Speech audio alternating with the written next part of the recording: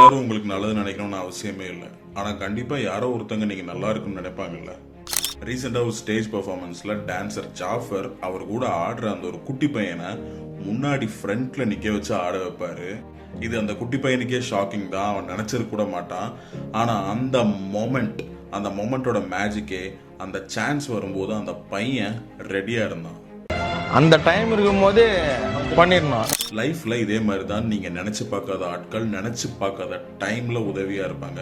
அந்த டைமில் நீங்கள் பண்ண வேண்டியது ஒரே விஷயந்தான், நீங்கள் ரெடியாக இருக்கணும். உங்கள் மொத்த டேலண்ட்டையும் நல்லா ஷார்ப்பாக வச்சு ரெடியாக இருக்கணும்.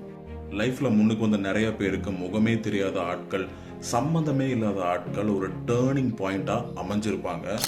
அவங்க உங்கள் லைஃப்பில் எப்போ வருவாங்கன்னு தெரியாது. ஆனால் அந்த டைம் வரும்போது நீங்கள் அந்த ஆப்பர்ச்சுனிட்டிக்கு தகுதியாக இருக்கணும். அவ்வளோதான். ஷார்ட்டாக சொல்லணும்னா, அந்த குட்டி பையன் மாதிரி எப்போ சான்ஸ் கிடைச்சாலும் அதை யூஸ் பண்ணிக்க ரெடியாக இருக்கணும். எந்த செகண்ட் வேணாலும் உங்கள் லைஃப் தலைகீழாக மாறலாம். இதுக்கு பேர் தான் right person at the right time. இதை பற்றி உங்கள் கமெண்ட் ஷேர் பண்ணுங்கள். இதை பற்றி தெரிஞ்சிருந்தால் லைக் பண்ணுங்கள், தெரியலாட்டி ஃபாலோ பண்ணி தெரிஞ்சுக்கோங்க. கண்டென்ட் பிடிச்சா சப்ஸ்கிரைப் பண்ணுங்கள்.